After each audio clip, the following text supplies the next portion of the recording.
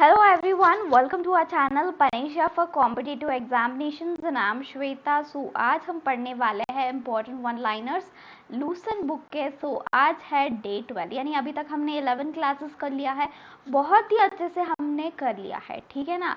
Hope आप सारे लोग नोट्स बना रहे होंगे, ठीक है ना, और अच्छे से रिवाइज भी कर रहे होंगे, ठीक है। तो चलो स्टार्ट करते हैं आज का सेशन। देखते हैं आज का पहला वन लाइनर कौन सी है, ठीक है। सो चलो स्टार्ट करते हैं, देखते हैं। सो यहाँ पे देखना, सबसे पहले पहला वन लाइनर आ गया है कि द यूनियन पावर कमिटी क्या है। The union power committee was headed by Jawaharlal Nehru. क्या है, यहाँ पे थोड़े कमिटीज जो भी हमारे कॉन्स्टिट्यूशन के टाइम पे कॉन्स्टिट्यूशन बनाने के टाइम पे ना क्या हुआ था, जो भी डिफरेंट टास्क थे ना, सो उसको डील करने के लिए डिफरेंट कमिटीज बनाए गए थे, ठीक है ना। डिफरेंट कमिटीज बनाए गए थे। सो उनमें से एक है यूनियन पावर कमिटी, ठीक है ना। यूनियन पावर कमिटी का हेड कौन थे? जवाहरलाल नेहरू थे, ठीक है ना। अगर हम देखते हैं इसी तरह कौन से इंपॉर्टेंट कमिटीज है, देखना यहाँ पे। देन नेक्स्ट यहाँ पे आ जाती है कौन सी? यूनियन कॉन्स्टिट्यूशन कमिटी, ठीक है ना। कौन सी है? Union constitution committee. ओके, सो इसका हेड भी जवाहरलाल नेहरू ही थे, ठीक है। देन नेक्स्ट हम बात करते हैं यहाँ पे ड्राफ्टिंग कमिटी। ड्राफ्टिंग कमिटी का हेड कौन थे? सबसे ज्यादा पूछा गया एग्जामिनेशन ये क्वेश्चन, ठीक है ना। ड्राफ्टिंग कमिटी का हेड कौन थे? ये क्वेश्चन काफी बार पूछा गया था, हाँ कि नहीं? डॉक्टर BR अम्बेडकर थे, हाँ कि नहीं? लिख लो सारे लोग, ये काफी ज्यादा इम्पोर्टेंट है, ठीक है ना। नेक्स्ट देखना यहाँ पे कौन सी कमिटी है? एडवाइजरी कमिटी है। सो एडवाइजरी कमिटी का यहाँ पे कौन थे हेड? सरदार पटेल थे, ठीक है ना। कौन थे? सरदार पटेल जी थे। देन नेक्स्ट देखना यहाँ पे और कौन से कमिटी थे? यहाँ पे रूल्स एंड प्रोसीजर्स कमिटी के हेड कौन थे? डॉक्टर राजेंद्र प्रसाद थे, ठीक है ना। कौन थे? Doctor Rajendra Prasad. Then next देखना और कौन से कमिटी थे यहाँ पे, लिख भी लेना, ठीक है ना। स्टीयरिंग कमिटी थी, ये भी एग्जामिनेशन में पूछा गया है, ठीक है ना। स्टीयरिंग कमिटी का मतलब यहाँ पे क्या होती है? जो गाइड करती है किस तरह क्या करनी है, ठीक है ना। स्टीयरिंग कमिटी का भी हेड कौन थे? डॉक्टर राजेंद्र प्रसाद ही थे, ठीक है ना। तो नेक्स्ट देखना यहाँ पे और कौन से थे? प्रोविंशियल कमिटी थी। सो इसका हेड कौन थे? सरदार पटेल जी ही थे, ठीक है ना। सो ये सारे के सारे हेड्स याद रख लीजिए। और यहाँ पे ना एग्जामिनेशन के बात करेंगे तो drafting committee and steering committee, ये दोनों कमिटीज के बारे में एग्जामिनेशन में काफी बार पूछा गया था, ठीक है ना। सो ध्यान रखनी है, ड्राफ्टिंग कमिटी का हेड थे डॉक्टर BR अम्बेडकर और स्टीयरिंग कमिटी का हेड थे डॉक्टर राजेंद्र प्रसाद, ठीक है ना। ओके, याद रख लो। सो चलो नेक्स्ट वाला देख लेते हैं। नेक्स्ट कौन सा वन लाइनर है? ये सारे के सारे आप क्या करेंगे, जिसे नोट डाउन कर लीजिए अपने नोटबुक में। सो यहाँ पे नेक्स्ट वन लाइनर देखना, यहाँ पे the first schedule of the constitution deals with state and union territory. So अगर हम बात करेंगे हमारे कॉन्स्टिट्यूशन के बारे में, तो हमारे कितने स्केड्यूल्स है कॉन्स्टिट्यूशन में? 12 स्केड्यूल्स है। सो इसमें से जो फर्स्ट शेड्यूल है, जो डील करती है स्टेट एंड यूनियन टेरिटरी से रिलेटेड जो भी है, ठीक है ना। सो यहाँ पे हम बात करते हैं सेकेंड शेड्यूल के बारे में, ठीक है ना। सेकेंड शेड्यूल में क्या है? जो भी सैलरी से रिलेटेड इंफॉर्मेशन डील करती है सेकेंड शेड्यूल। किसके सैलरी से रिलेटेड डील करती है? प्रेसिडेंट का हो गया, ओके, गवर्नर का सैलरी हो गया, ओके, चीफ जजेस, ओके, इनका सैलरीज एंड ऑडिटर जनरल की जो सैलरीज है इससे रिलेटेड डील करती है शेड्यूल 2, ठीक है। देन हम बात करते हैं थर्ड शेड्यूल के बारे में। थर्ड शेड्यूल में क्या है? जो भी ओथ्स एंड अफर्मेशंस, से डील करती है, किसकी ओथ्स एंड अफर्मेशन से डील करती है ये बताओ। So members of legislature and ministers, जो भी मिनिस्टर्स है, एंड जजेस। सो इन सारे लोगों का ओथ्स एंड अफर्मेशन से रिलेटेड डील करती है, ठीक है ना। देन फोर्थ स्केड्यूल का देखो, यहाँ पे ये किस रिलेटेड डील करती है फोर्थ स्केड्यूल, तो ये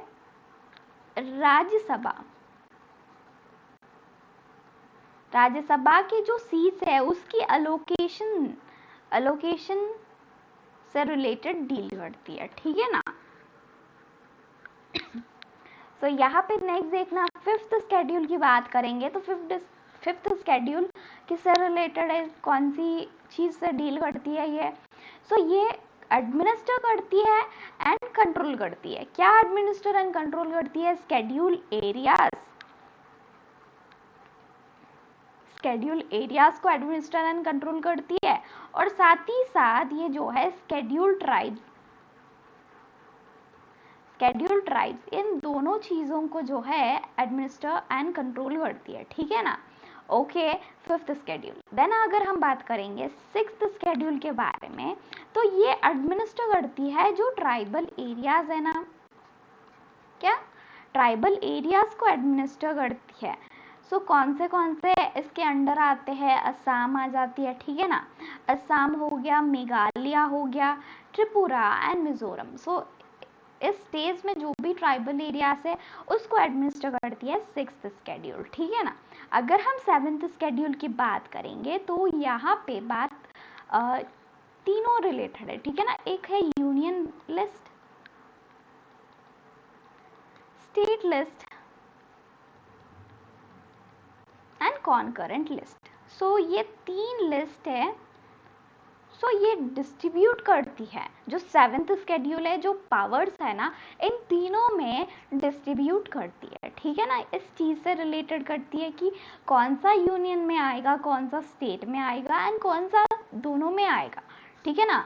ये union list, state list and concurrent list भी कभी आपको पढ़ा दूंगी, ठीक है ना। ओके, देन हम बात करते हैं एज स्केड्यूल के बारे में।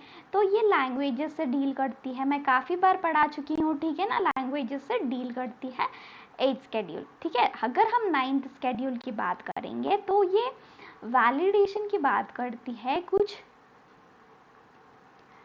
सर्टेन एक्ट्स एंड रेगुलेशंस की, ठीक है ना। एक्ट्स एंड रेगुलेशन से रिलेटेड वैलिडेशन से डील करती है, ठीक है। देन अगर हम टेंथ स्केड्यूल की बात करेंगे तो टेंथ स्केड्यूल में क्या है,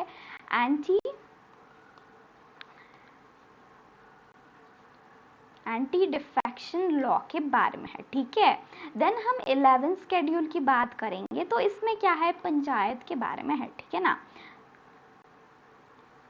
पंचायत से रिलेटेड इसमें डील करती है 11th schedule. Then 12th schedule की बात करेंगे तो म्युनिसिपैलिटीज से डील करती है 12th स्केड्यूल, ठीक है ना। सो ये जो है रूरल लोकल गवर्नमेंट डील करती है, और म्युनिसिपैलिटीज अर्बन लोकल गवर्नमेंट को डील करती है, ठीक है ना। सो ये थे हमारे 12 स्केड्यूल्स, अपने नोटबुक में नोट डाउन कर लो, काफ़ी अच्छे से याद रखना, यहाँ से क्वेश्चन ज़रूर आएगा, ठीक है ना। सो चलो नेक्स्ट वाला देखते हैं, नेक्स्ट कौन सा वन लाइनर है, अभी देखना नेक्स्ट वन देख लो। सो यहाँ पे 1956 they were only 14 states and 6 union territories.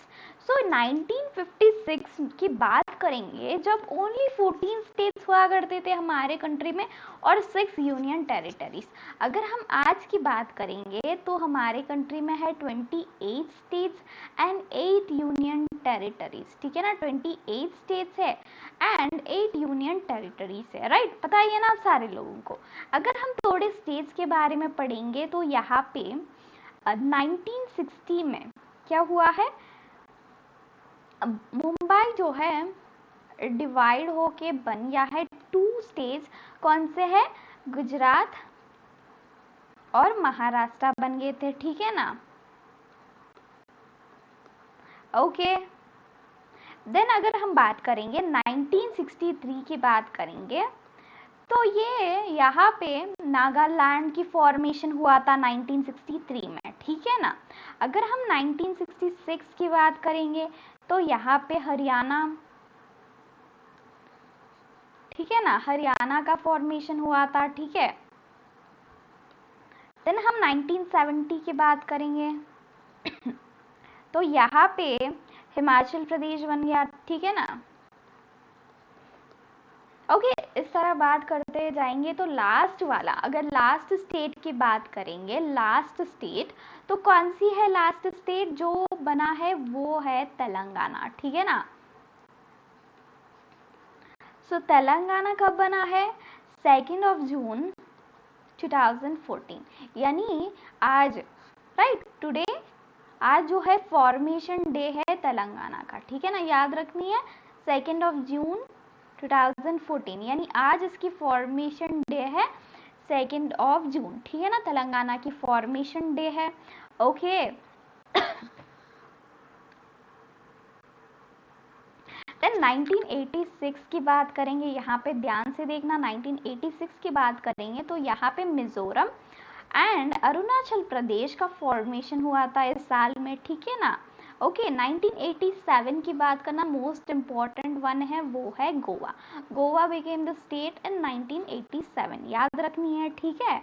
Okay, अगर हम 2000 की बात करेंगे सो 2000 में छत्तीसगढ़ स्टेट बन गए थे, और यहाँ पे उत्तराखंड भी 2000 में ही बना था, ठीक है ना। देन नेक्स्ट और कौन सा? झारखंड, ठीक है। सो ये सारे के सारे 2000 में ही बन गए थे, ठीक है। तो यहाँ पे लास्ट यूनियन टेरिटरी अगर हम लास्ट की बात करेंगे वो बना है ओके, जम्मू एंड कश्मीर को डिवाइड किया गया है 2 यूनियन टेरिटरीज में। एक तो जम्मू एंड कश्मीर बन गया है, एक तो लेह बन गया है। इसकी फॉर्मेशन कब हुआ था? 31 अक्टूबर 2019 को हुआ था, ठीक है, 31 अक्टूबर 2019 को हुआ था। ओके, ये डिवाइड हुई थी इस दिन, ठीक है, याद रखनी है। And Dadra and Nagar Haveli and Daman and Diu को मिला के 2 यूनियन टेरिटरीज को एक बना दिया गया था, ठीक है ना। इतनी सी बात याद रख लो, काफी ज्यादा इंपॉर्टेंट है ना। सो चलो नेक्स्ट वन लाइनर देख लेते हैं।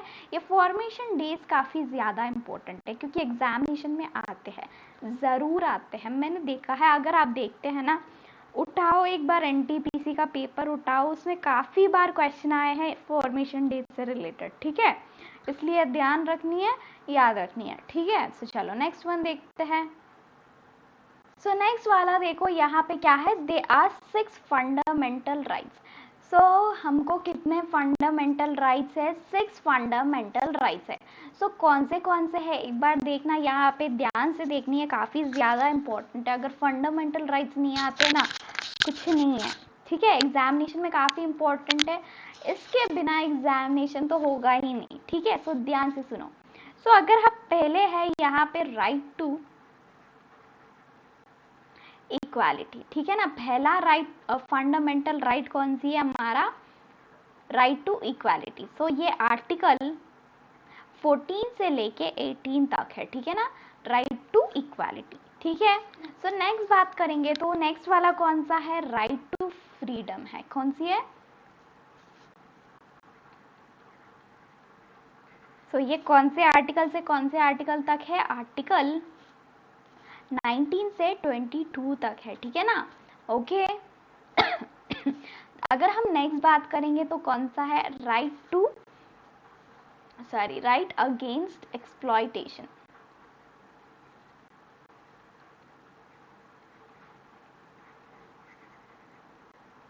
सो ये कौन से आर्टिकल से कौन से आर्टिकल तक है? आर्टिकल 23 से लेके 24 तक है, ठीक है ना। अगर हम नेक्स्ट बात करेंगे, नेक्स्ट वाला कौन सा है? हमको यहाँ पे right to freedom of religion, ठीक है। ये कौन से आर्टिकल से कौन से आर्टिकल तक है? आर्टिकल 25 से लेके आर्टिकल 28 तक है, ठीक है ना। अगर हम फिफ्थ फंडामेंटल राइट की बात करेंगे तो कौन सा है? कल्चरल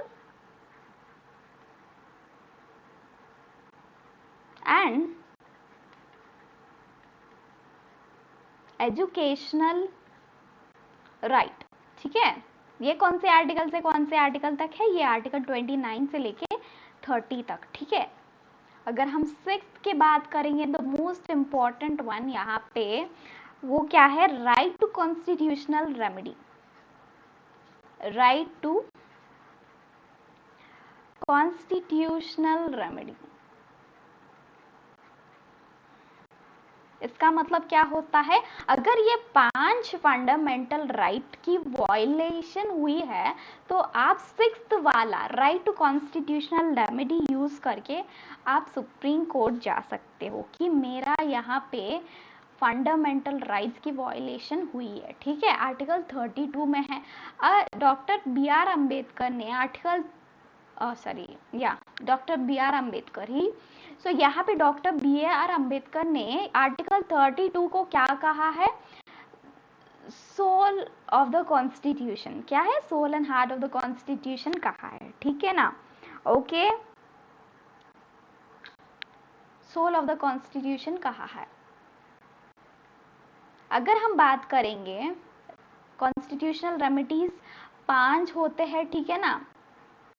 वो कौन से है? देखना यहाँ पे पहला वाला, ये मैं बात कर रही हूँ 6th फंडामेंटल राइट के बारे में। इसके अंदर देखना पहला वाला है हीबस कॉर्पस, काफी ज्यादा इंपॉर्टेंट है। ठीक है ना? हीबस कॉर्पस आपको पता होना चाहिए। ठीक है, ये सारे के सारे हीबस कॉर्पस है। देन सेकंड वाला कौन सा है? मैंडमस है। ठीक है, देन थर्ड वाला है क्यू वारंटो, फोर्थ वाला कौन सा है? सेरिशरी। ठीक है, देन 5th वाला कौन सा है यहाँ पे? प्रोहिबिशन। ठीक है, ये इंपॉर्टेंट है, याद रख लो। मैंने आपको पूरा का पूरा यहाँ पे बता दिया है। ठीक है, अगर यहाँ पे देखना फंडामेंटल राइट्स में एक चीज याद रखनी है, राइट टू प्रॉपर्टी। ये पहले हुआ करता था फंडामेंटल राइट टू प्रॉपर्टी। ठीक है ना? कौन से आर्टिकल में? आर्टिकल 31 में हुआ करता था। ठीक है, फिर क्या हुआ है? इसको डिलीट किया गया है। कौन से अमाइंडमेंट के थ्रू? 44th अमाइंडमेंट के थ्रू 1978 में। ठीक है ना? अमाइंडमेंट एक्ट 1978। उसके बाद इसको क्या बनाया गया है? ये एक लीगल राइट है, ये फंडामेंटल राइट नहीं है, ये एक लीगल राइट है। ठीक है ना? क्या है? ये एक लीगल राइट है। अभी ये कौन से आर्टिकल के अंडर है? आर्टिकल, इसको यहाँ से 31st आर्टिकल से निकाल के यहाँ पे आर्टिकल 300A में इसको रखा गया है। ठीक है ना? इतनी सी बात समझ में आ गया है ना आप सारे लोगों को? चलो नेक्स्ट वन देख लेते हैं अभी। देखना यहाँ पे directive principles of state policy are in part 4 of the constitution. Directive principles जो है हमारे पार्ट 4 ऑफ द कॉन्स्टिट्यूशन में है। ठीक है ना? ये डायरेक्टिव प्रिंसिपल्स कौन से आर्टिकल से लेके कौन से आर्टिकल तक है? 36 आर्टिकल से लेके 51 आर्टिकल तक है। ठीक है ना? आर्टिकल 36 से लेके 51 तक है। यहाँ पे डॉक्टर बी आर अम्बेडकर ने फंडामेंटल राइट्स को सोल ऑफ द कॉन्स्टिट्यूशन कहा है। तो डॉक्टर बी आर अम्बेडकर ने इनको भी कुछ कहा है। क्या कहा है? डायरेक्टिव प्रिंसिपल्स को। इन प्रिंसिपल्स को कहा है ये नॉवल फीचर्स है। ठीक है ना? क्या फीचर्स है? नॉवल फीचर्स है। ये किसके द्वारा कहा गया है? बी आर अम्बेडकर के द्वारा कहा गया है। ठीक है ना? याद रखनी है, काफी ज्यादा इंपॉर्टेंट है। देन अगर हम बात करते हैं डायरेक्टिव प्रिंसिपल्स के बारे में तो ये 3 टाइप्स के हैं। ठीक है ना? पहला टाइप कौन सी है? Socialistic principles. ठीक है, सोशलिस्टिक प्रिंसिपल्स। देन यहाँ पे नेक्स्ट है गांधीयन प्रिंसिपल्स। ठीक है, एंड दूसरा वाला कौन सी है? Liberal intellectual principles.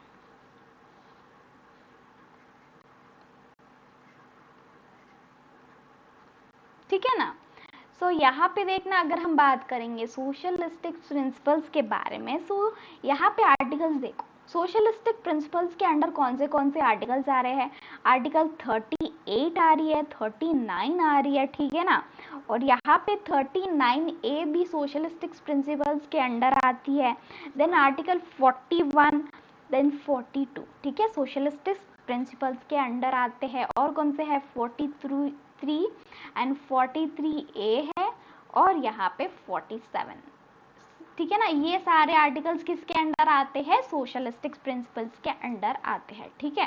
देन अगर हम बात करेंगे गांधीयन प्रिंसिपल्स के बारे में, तो यहाँ पे इसके अंडर कौन से आर्टिकल्स आते हैं। आर्टिकल 40 आती है, आर्टिकल 43 आती है, 46 आती है, 47 आती है एंड 48 आती है, ठीक है ना।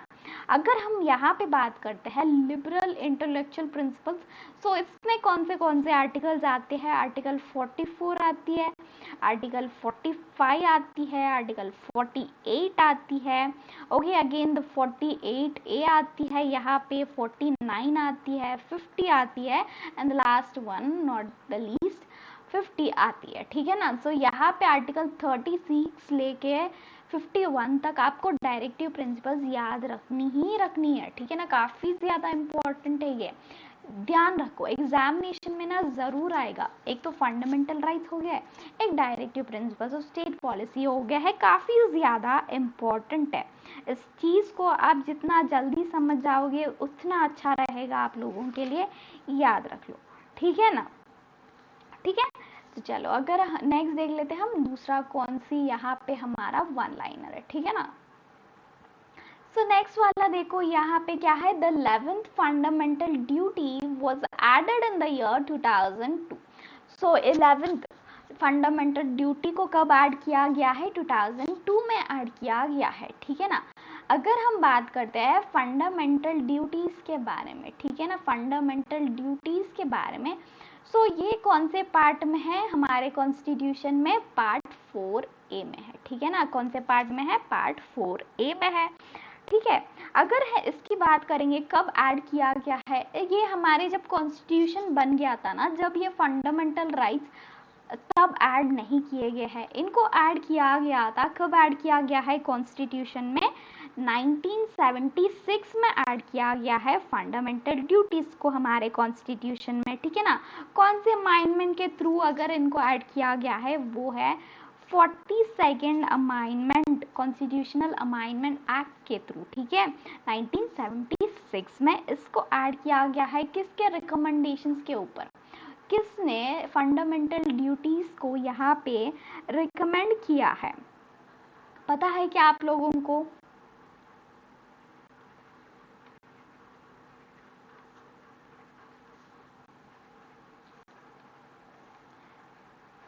तो यहाँ पे स्वर्ण सिंह कमिटी ने फंडामेंटल राइट्स को यहाँ पे रिकमेंड किया है हमारे कॉन्स्टिट्यूशन में ऐड करने के लिए। 1976 में 42nd अमेंडमेंट के थ्रू ऐड किया गया है। देन यहाँ पे 11th, तो पहले जब ऐड किया गया है 1976 में, पहले ओनली हुआ करते थे ओनली 10 फंडामेंटल ड्यूटीज। देन यहाँ पे हम बात करते हैं 2002 की। सो 2002 में क्या हुआ है, 86 कॉन्स्टिट्यूशनल अमेंडमेंट के थ्रू यहाँ पे क्या हुआ है, कॉन्स्टिट्यूशनल अमेंडमेंट के थ्रू यहाँ पे 11th फंडामेंटल ड्यूटी को ऐड किया गया है। सो ये हमारा 11th फंडामेंटल ड्यूटी क्या है, क्या है बताओ, पता है क्या आप लोगों को। सो यहाँ पे 11th फंडामेंटल ड्यूटी ये कहता है कि 6 से लेके 14 इयर्स के जो चिल्ड्रन है, सो उनको कंपलसरी एजुकेशन है, ठीक है ना। क्या है, उनको जो अपॉर्चुनिटी देना चाहिए कंपलसरी एजुकेशन का, ठीक है ना, ये जो है ऐड किया गया है 86 अमेंडमेंट के थ्रू, ठीक है ना। ये हमारा 11th फंडामेंटल ड्यूटी है। सो ये कौन सी है, 6 to 14 ईयर्स के बच्चों को एजुकेशन इज कंपलसरी, ठीक है ना। ओके, समझ गए ना आप सारे लोग। सो ये है हमारे फंडामेंटल ड्यूटीज। सो यहाँ पे हमने फंडामेंटल राइट्स के बारे में बात किया है, directive principles of state policies के बारे में बात किया है, और साथ ही साथ यहाँ पे फंडामेंटल ड्यूटीज के बारे में बात किया। हाँ कि नहीं बताओ। सो ये पार्ट 3 में है और ये पार्ट 4 में है और ये पार्ट 4A में है, ठीक है ना, फंडामेंटल ड्यूटीज। अगर हम बात करेंगे फंडामेंटल राइट्स के बारे में, इसको हमने कहाँ से बोरो किया है, तो ये हमने यूएसए से किया है, ठीक है ना। अगर यहाँ पे हम बात करेंगे directive principles of state policy, तो ये हमने कहाँ से लिया है, आयरिश कॉन्स्टिट्यूशन से लिया था, ठीक है ना। अगर यहाँ पे हम फंडामेंटल ड्यूटीज की बात करेंगे, ये हमने यूएसएसआर से लिया था, ठीक है। इतनी सी बात समझ में आ गई है ना आप सारे लोगों को, राइट एवरीवन। ओके, सो हमारे 11 फंडामेंटल ड्यूटीज होते हैं। ओके, सो ये हमारे fundamental rights, directive principles of state policy and fundamental duties, ये काफ़ी ज़्यादा इंपॉर्टेंट है, याद रख लो, ठीक है। ये इसको मैं 5 स्टार दे देती हूँ, इतना इम्पॉर्टेंट है, ठीक है। ध्यान रखनी है, fundamental rights, directive principles of state policies, ये फिंगर टिप्स पे होनी चाहिए, ठीक है ना, समझ रहे हो ना। टेस्ट होगा मंडे को, बहुत अच्छे से फंडामेंटल, यहाँ पे मैंने फंडामेंटल राइट्स पूरा डीपली मैंने आपको पढ़ाया नहीं, फिर भी आपके के बुक में अच्छे से है ना, हाँ कि नहीं, उसको उठाओ और अच्छे से पढ़ लो, ठीक है ना। एग्जाम हमारा टेस्ट में फंडामेंटल राइट्स, डायरेक्टिव प्रिंसिपल्स भी इंक्लूड किए जाएंगे, ठीक है। सो यहाँ पे देखना, थोड़े हमारे क्लासेस में थोड़े एरर्स हो गए थे प्रीवियस क्लासेस में, देखना यहाँ पे। सो हम कल बात कर रहे थे बुद्धिज्म के बारे में। सो बुद्धिज्म में क्या हुआ है ना, 4th काउंसिल। सो 4th काउंसिल में क्या हुआ है, मैंने यहाँ पे गलती से ये 78 AD में हुआ था, बताया मैंने आप लोगों को, पर इसको काट लेंगे आप, काट के क्या करेंगे 72 AD कर लेंगे, ठीक है ना। और एक क्लास हुआ था हमारा, उसमें मैंने यहाँ पे बताया कि वेल्लूर जो है आंध्र प्रदेश में, ठीक है ना, मैं नेल्लूर सोच रही थी, ठीक है, गलती से ये क्या हो गया है, आंध्र प्रदेश बता दिया। ये काट के आप क्या करेंगे, तमिलनाडु करेंगे, ठीक है ना। और एक एरर हुआ था, ठीक है ना, ध्यान से देखना कौन सी थी वो एरर, FCI क्या है, ये फूड कॉर्पोरेशन ऑफ इंडिया। सो इसकी एस्टैब्लिशमेंट मैंने आपको 2011 बता दिया था। सो ये काट के आप 1965 कर लेना, ठीक है ना। सो यहाँ पे 2011 मैंने इसलिए कहा था, एक्चुअली मुझे FSSAI, सो इसके और इसके बीच में कंफ्यूजन हुई थी, क्योंकि FSSAI की एस्टैब्लिशमेंट कब हुआ था, 2011 में हुआ था, ठीक है ना। सो ये थोड़े चीज़ें हैं, एरर हो गया है, फिर भी मैं आपको बता रही हूँ, ठीक है ना, थोड़ा सा करेक्शन कर लेना, ठीक है ना। सो चलो यहाँ पे और कौन से हुए हैं। सो यहाँ पे आप लोगों को और एक कंफ्यूजन हो रहा था कल कि आईएनसी की बात कर रहे थे ना हम लोग, तो आईएनसी की बात कर रहे, तो 1939 का सेशन की प्रेसिडेंट से रिलेटेड आप लोगों को डाउट था कि आप सारे लोग कह रहे थे कि सुभाष चंद्र बोस जो है प्रेसिडेंट हुआ करते थे 1939 आईएनसी के सेशन में। तो यहाँ पे हुआ क्या है ना, सुभाष चंद्र बोस जी ने इसको रिजाइन किया है, ठीक है ना, रिजाइन किया, तो यहाँ पे राजेंद्र प्रसाद क्या बन गया है, प्रेसिडेंट बन गया था, ठीक है ना, कंफ्यूज नहीं होना है, ठीक है।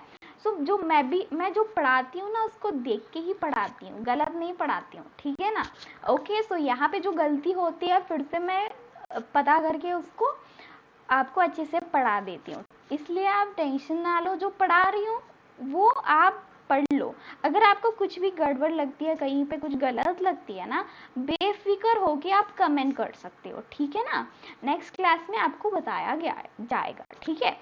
सो यहाँ पे 1939 वाला तो क्लियर है ना आईएनसी का।